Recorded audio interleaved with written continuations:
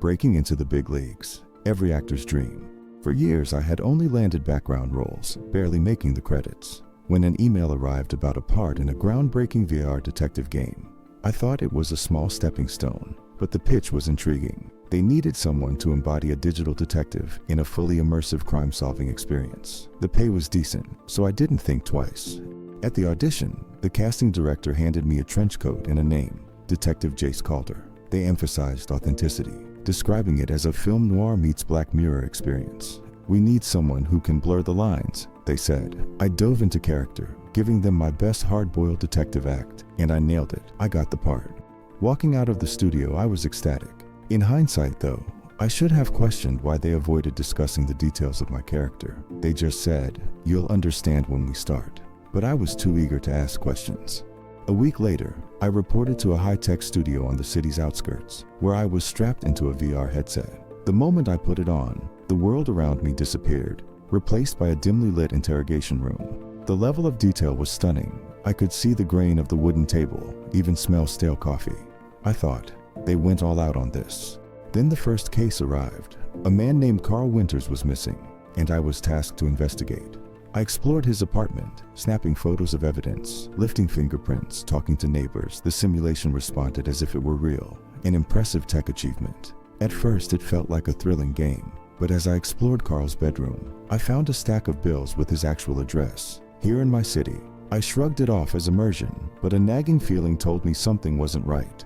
Meeting Carl's wife, a lifelike NPC, was when it really hit me. She cried, pleaded, and showed me their wedding photos. When she grabbed my hand, it felt too real. My mind struggled with the divide between game and reality. Days passed, and I started noticing Carl's face on the news. Missing person cases aren't unusual here, but this coincidence rattled me. I dismissed it until my VR supervisor handed me another case. Lila Torres, a woman last seen at a bar I frequented in my off hours. I couldn't ignore it anymore. I ripped off the headset, asking to speak with the director, but no one gave me answers. They kept saying, "It's part of the role, trust the process." But every night, I'd see Lila's missing posters around town, her face flashing on my screen. My dreams turned chaotic. Lila's anxious expression at the bar, the feeling that I'd met her before. I woke up in cold sweats, no longer sure what was real. Each VR session became a spiral I couldn't control, with real people and real fears imprinted on my mind. It felt like my life was being erased bit by bit. One night, I sat alone in my apartment, flipping through my notes, trying to distinguish myself from Jace Calder, the character, but the lines kept blurring.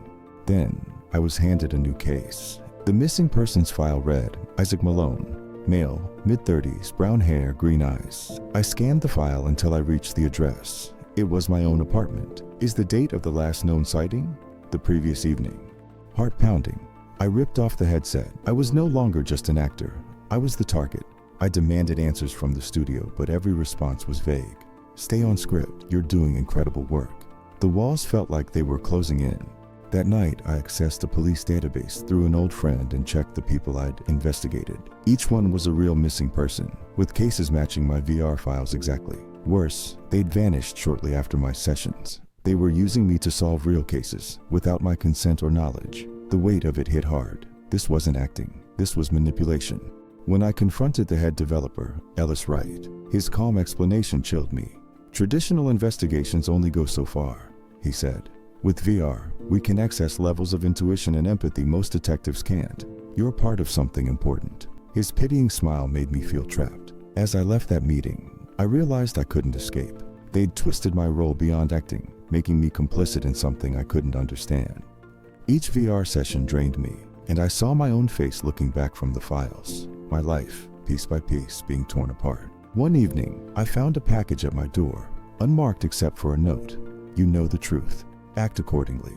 Inside was a set of burner phones and a list of addresses, everyone tied to a missing person I'd investigated. I was in too deep. They were watching me, every move tracked. But if I was going down, I wasn't going alone.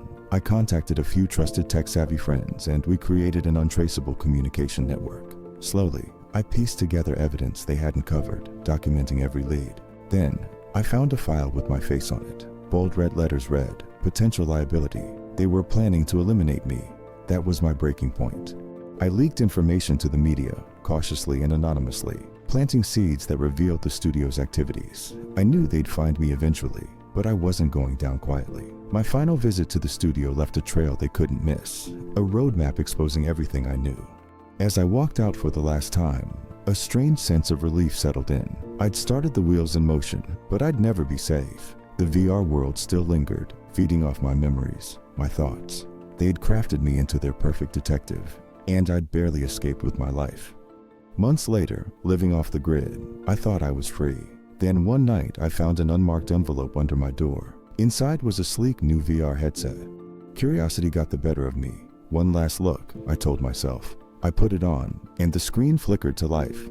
Instead of Jace Calder's world, I saw a real-time feed of someone walking toward my building. The camera stopped outside my door. My heart raced, but my hands froze, unable to pull off the headset.